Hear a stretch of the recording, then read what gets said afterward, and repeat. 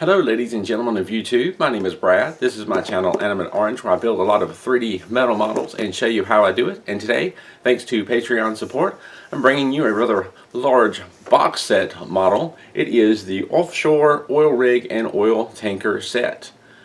Thank you to my first Patreon supporter, Alfie Boy 1973, for making this possible. And this is basically two models built into one: the oil tanker and the oil rig.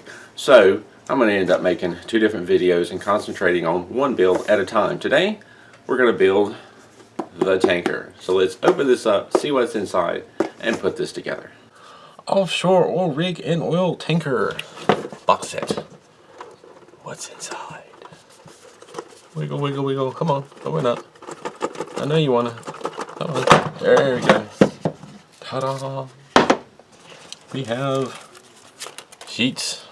We have more sheets. Looks like maybe this is a pack for the tanker and this is a pack for the oil rig.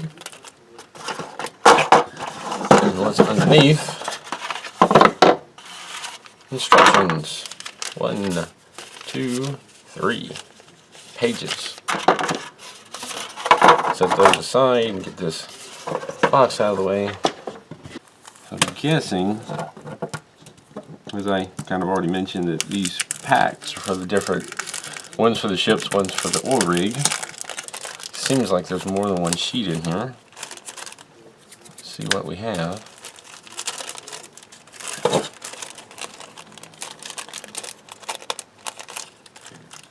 Looks like this is for the oil rig.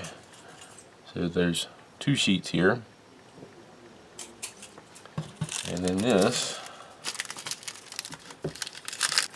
at the side, and this one probably two sheets for the oil rig itself.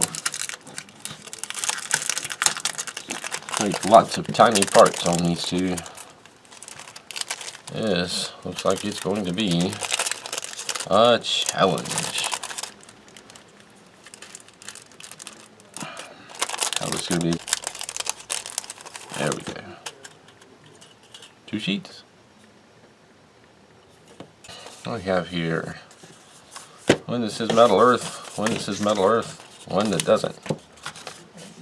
So basically what we have here is two different kits, two separate kits that are put together in the same box by association. They're both having to do with the oil industry and also offshore oil rig and oil tanker. So today I'm going to work and focus on just the tanker, which is a single sheet of instructions here. Put that aside and let's open this up.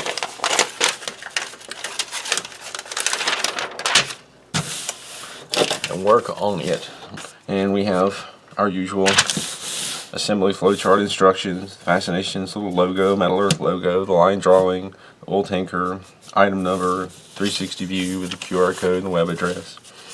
We have a sample part pointing out the insertion tabs, insertion holes and fold lines, a legend where you've got the E points at the engraved side or section, NE points at a non-engraved side or section, attention point, trying to get your attention about something in particular, something lines up this way or needs to show that way, or maybe a tip. Blue circle, and you see that, it's indicating to insert a tab and fold it over 9 degrees. Green triangle, inserting tab and twist it 9 degrees. Assembly tip, if needed, slightly twist to hold parts together, then untwist and bend them down for a nice finish. A tip that I've been giving for quite a while now. Recommended tools, we've got wire cutters. I certainly do strongly recommend getting wire cutters, tweezers, and nail nose pliers. They're also very helpful. I use them myself. And we have the two metal sheets down here. I'm just going to try and grab one as an example. Here we go. This sheet, and this is the drawing for this sheet. Got the part numbers pointing at the parts. You'll notice there are a lot of things colored, like these orange parts here. They're all the same part. When you see something colored the same color, they've labeled 115. These are all three part 15. Looks like those might be fins or rudders, but I'm not sure. But they're the same thing.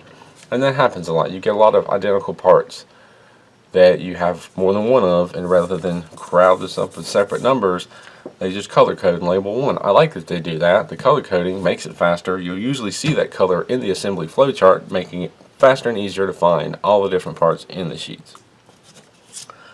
Moving on though, we have page 2, start of the assembly flowchart. Your little sub-assembly here for part 2. Well, we start with part 1, fold that up.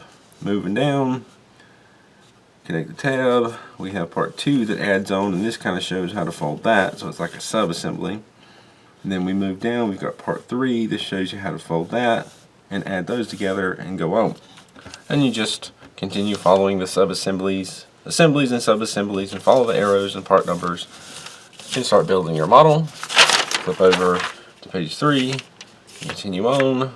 Sometimes it kind of shifts around. Page 4, continue on. Once you get to the bottom, looks like there's just one sheet of paper. You're finished with your oil tanker. Let's take a moment to talk about the tools that I use. This is my standard set that I use in most every build. I have long needle nose pliers and flat nose pliers, useful for a variety of different things. I have flush clippers that I use to cut the parts off the trees. It makes it quick and easy. And then I have some precision tweezers, one with a very pointed end, one that's had the pointed end ground down slightly, and one with a flat, sort of curved end. Great for getting into curved areas. And then I have a standard set of tweezers with an angled tip. These come in one of the Iconics models, and I love them and use them a lot. When it comes to shaping rounded parts, there are many options. I used dowel rods for a long time. I sharpened the ends of 2 of them with a pencil sharpener. These 2 are great for making cone shapes. Another option is a cheap drill bit set. This set has quite a few different sizes to choose from. Another option is a set of step mandrels. Ring pliers or round nose pliers can be found with jewelry making tools and work wonderfully for curving delicate and or hard to get to areas. So we've looked over the directions, talked about some tools. I've got my 2 sheets of instructions here. Let's put this together.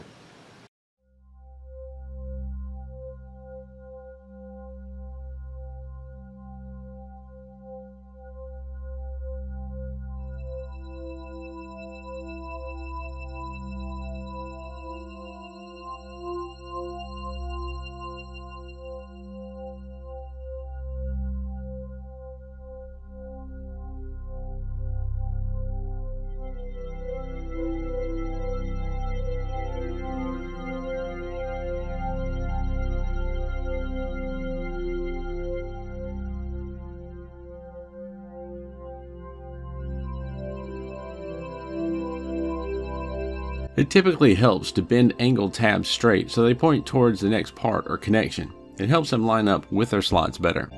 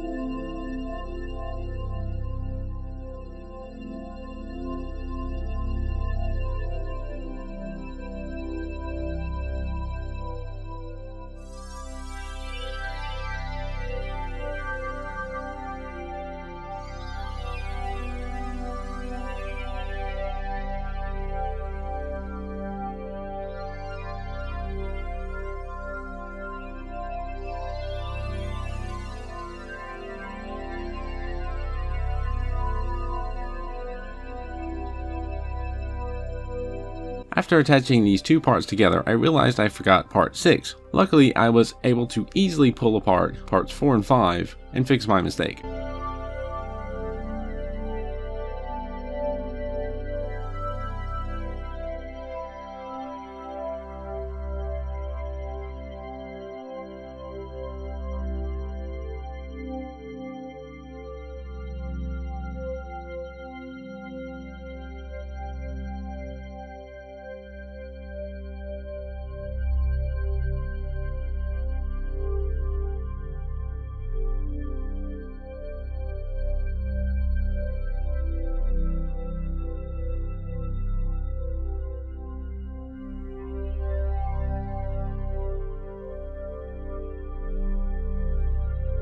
In this situation, because the top part is swinging down into position, it will help to bend the two connecting tabs slightly back to help them line up with the slots as they swing down.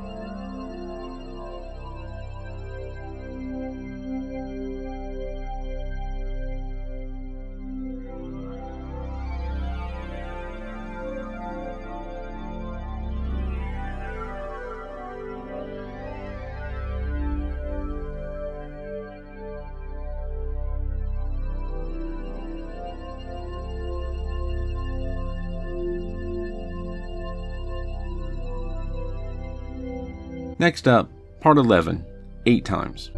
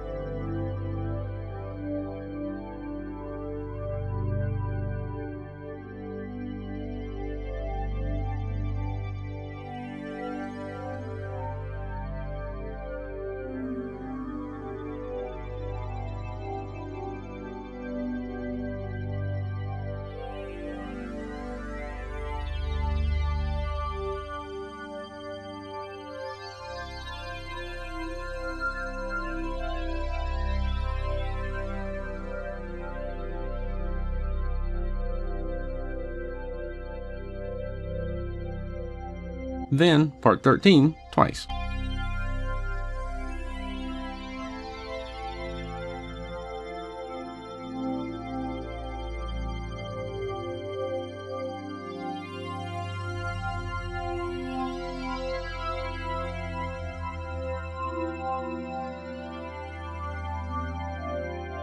And then part 14 4 times.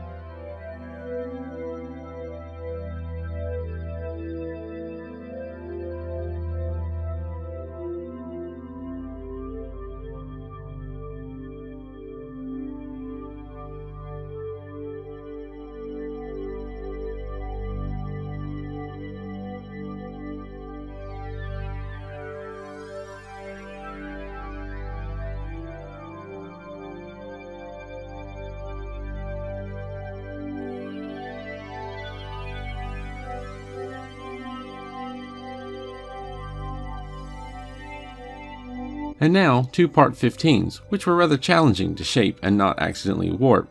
The first one, I tried bending the triangular parts together and then folding it over into place. And that didn't go so well, so the second time I tried folding those 3 flaps over into place and then shaping it into a triangle shape. It seemed to go a little better.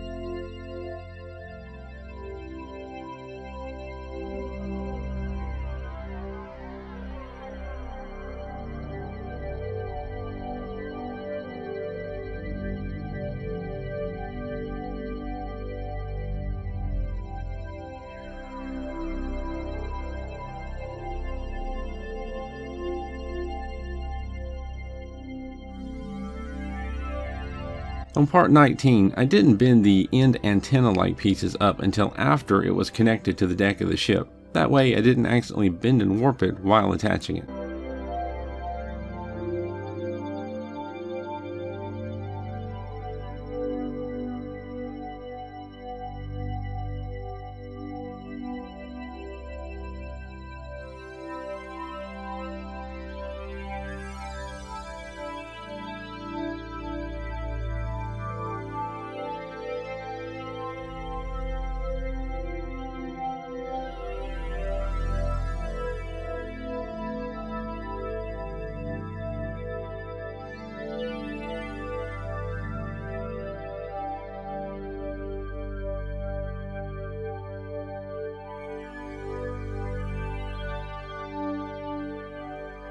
I worked through several drill bits to find the right size to shape part 21. In the end, I used a 1/16 bit for the first one, and even though that seemed to be the perfect shape, it seemed a little small when attaching to the deck, and I had to open the part up a little. The second time, I used a slightly larger 5/64 bit, and that worked better.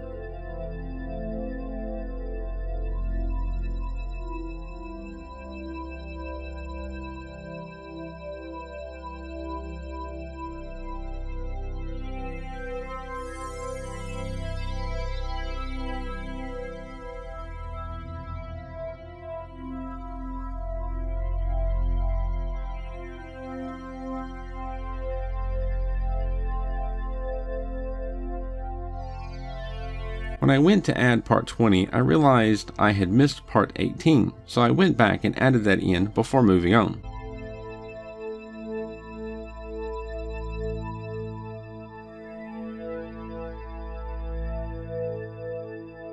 With part 17, I had to hold the part to the deck firmly with pointed tweezers while twisting the tabs holding it down. Then, after it was attached, I bent the antenna up.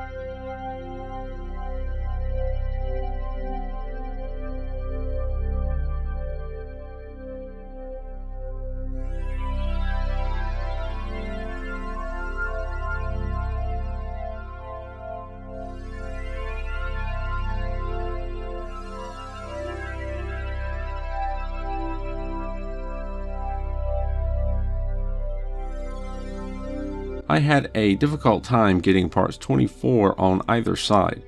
It's as if the sizing is wrong for the slots on the hull.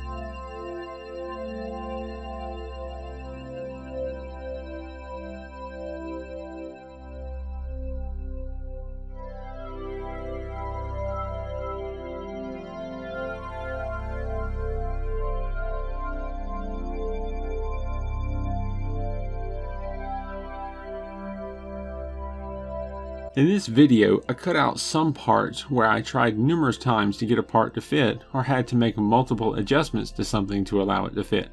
I try to show a little bit of everything, but sometimes you may see in a video that I make 1 or 2 adjustments, when in reality I made many more.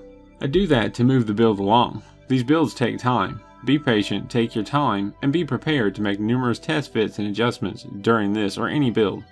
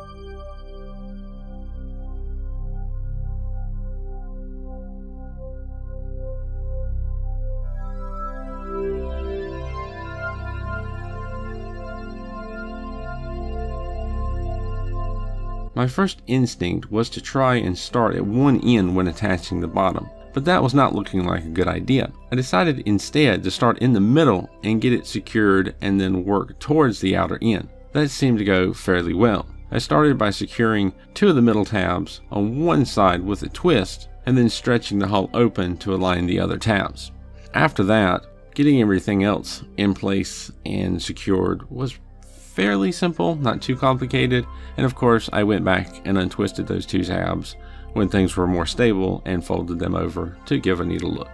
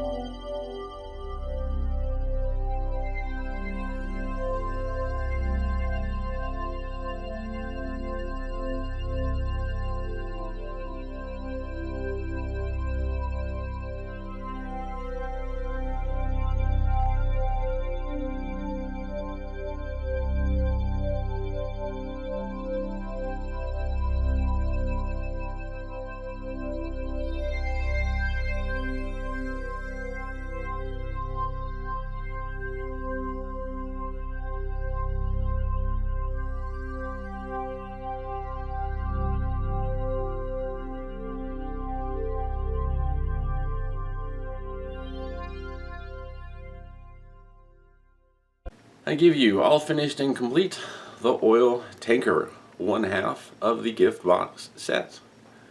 This guy is all finished.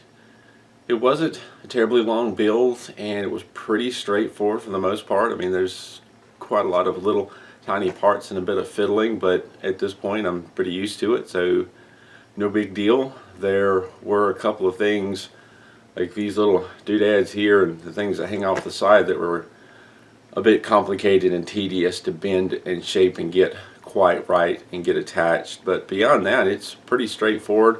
There's always the challenge of shaping the hull, and that can be a bit tedious sometimes too. This build only took 2 hours to put together, so it was kind of quick, a little faster than I expected. When I tallied up the time I thought it took longer, but it kept me busy, so I didn't feel like I was taking forever as I was building it. I just kind of figured that I was enjoying it and time flew by and it took longer than it did. But no, it really didn't take that long considering how much detail is in it. And there's a lot of detail in all those little pieces on the deck. So it's pretty cool. Makes me want to learn a little bit more about an oil tanker. And it's interesting how this came together up front. I was very nervous about that, but that doesn't look too bad. And I'm surprised there's only one propeller. I kind of figured a ship this size there'd be more, but what do I know? Guess it's time to go do some research. Next up, it's the oil rig. I still have that one to put together. So thank you for watching. If you enjoy these videos, please consider becoming a Patreon supporter to keep more builds and bigger builds coming. As always, thank you for watching, and keep on keeping on.